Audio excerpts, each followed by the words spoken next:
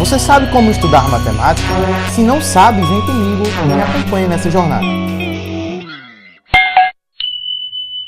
O maior problema de quem estuda matemática é não conseguir enxergar uma aplicação daquilo no dia a dia. Então, o primeiro conselho que eu trago para quem quiser começar a entender a matemática é conseguir perceber onde que aqueles padrões se encaixam no dia a dia. Quando nós atravessamos um viaduto, por exemplo, poucas vezes paramos para perceber que aquele viaduto representa uma parábola, que por sinal tem a concavidade para baixo e tem um coeficiente A negativo, e que é uma parábola que pode representar uma função quadrática, uma função de segundo grau. Quando vamos avaliar uma empresa, a gente avalia o seu lucro, a gente avalia a sua receita, a gente avalia o seu custo, e aquilo pode sim descrever uma função do primeiro grau, pode descrever uma função do segundo grau. Quando a gente está dentro de uma indústria que trabalha em cima de produção, de produtividade, aquela produtividade pode crescer até em uma função exponencial. Então, se você quiser amarrar bem os conceitos, busque aquelas estratégias no dia a dia. O segundo passo, não menos importante, é você estabelecer um cronograma de estudo.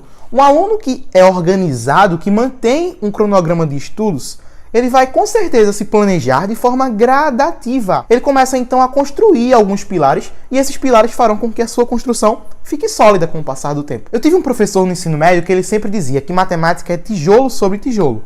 Se o aluno começar a entender que a matemática básica é muito importante para que depois ele comece a compreender a matemática avançada, a matemática elementar, um prédio que tem uma base muito boa, com certeza ele vai sustentar muito peso, ele vai conseguir sustentar muita carga. Então não esqueça, a matemática básica é o segredo da coisa. Também indico muito os mapas mentais. Em matemática dá sim pra gente fazer mapas mentais.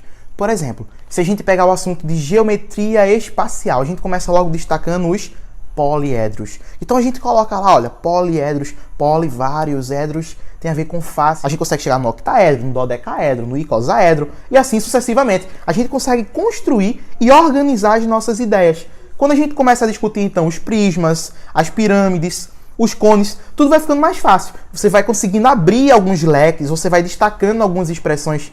Gente, um problema muito sério é problema com fórmula. Se você entende de onde vem aquela fórmula, você compreende quase tudo do assunto. Muita gente sabe a fórmula, mas não sabe aplicar. Por quê? Porque você não tem a compreensão de onde, para que aquilo serve. Fórmulas não são regras. Fórmulas são aplicações. Uma coisa muito importante é o aluno se ligar nas propriedades. Quase tudo da matemática tem propriedade. Associativa, comutativa, elemento neutro. Quase tudo tem propriedade. O aluno compreende as propriedades, ele amarra todo o assunto e ele consegue manter essa ideia dos conceitos. Isso é muito clássico, mas não guarde dúvida. Pessoas que sempre dizem, mas matemática você tem que praticar. Com certeza, isso é muito verdade. Mas você só pratica bem se todos aqueles conceitos já estiverem previamente fixados na sua mente. Então você fixar alguns conceitos básicos, alguns conceitos, é importantíssimo para você desenvolver seus cálculos no futuro. Ele só vai começar a entender progressão aritmética quando ele entender que aquilo é um tipo específico de uma sequência. Mas as sequências existem aonde? Existem em tudo no nosso dia a dia. A nossa vida, por exemplo, ela é cíclica.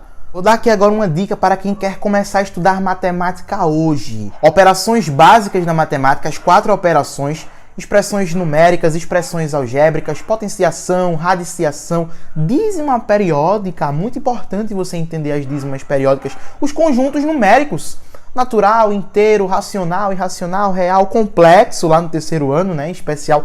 Então começa a estudar os conjuntos, começa a entender de onde vem aquilo. O aluno que chega no ensino médio é crucial ele entender plano cartesiano. O primeiro ano do ensino médio é muita função. O aluno precisa primeiro, antes de entender função, entender o plano cartesiano. Para que serve o plano cartesiano? Para você representar pontos, para você representar crescimento, decrescimento, para você conseguir ilustrar uma real situação, para você conseguir entender o que aquela situação traz para você. No 2º ano ele se depara com probabilidade, ele se depara com análise combinatória. Antes de fazer as contas, questione. Eu tenho 5 pessoas, será que eu posso formar duplas? Mas olha, formar dupla é uma combinação, é um arranjo, né? Você começa a se questionar, formar dupla, a dupla A e B, a dupla B e A. Opa, mudei, troquei, a dupla é a mesma. Então, se coloque no problema. Essa é a chave da coisa. Quando você se coloca no problema, você sempre tenta solucionar o problema. E aí você começa a pensar de forma matemática. Pensar de forma matemática é pensar de forma estratégica, a fim de resolver um problema. Às vezes meu aluno ele tem dificuldade com números negativos, é muito normal. Aí eu digo assim, olha, vamos pensar em dinheiro. Você está com um saldo de 5. Você está com saldo de 5. E agora você ganha um prejuízo de 10. Ou seja, você tem um prejuízo de 10. O aluno, quando se coloca no lugar do problema, ele faz: opa, professor, mas eu só tenho 5 e agora eu tenho um prejuízo de 10, então quer dizer que eu vou pagar esses 5 e ainda vou ficar devendo 5. Essa coisa do dever vai trazer aquela ideia de que você está trabalhando com um número negativo. Se coloque no problema. Às vezes o aluno está trabalhando com fração. Eu digo: pensa em dinheiro que ninguém erra. Ele está aqui super empolgado. 3 meios mais 5 meios. Oh, meu Deus, professor. 3 meios, 3 sobre 2 mais 5 sobre 2. Meu Deus, não sei fazer. 3 meios tem R$3. Imagina. Divide para 2 pessoas, 1,50 para cada um. 1,50 para um e 50 para outro. 5 meios, opa, 5 dividido por 2, 2,50 para cada um. 2,50 mais 1,50, R$4. Pensa no teu dia a dia. Pensa na solução que você está dentro do problema. Pensa que você está inserido no problema e busca uma solução. Seja estratégico, seja dinâmico. Faça com que o seu cálculo, o seu pensamento flua de forma organizada, planejada e busque sempre a melhor solução, a melhor saída. Eu espero que eu tenha te ajudado. Fiquem ligados e aguardem por novidades. Um cheiro!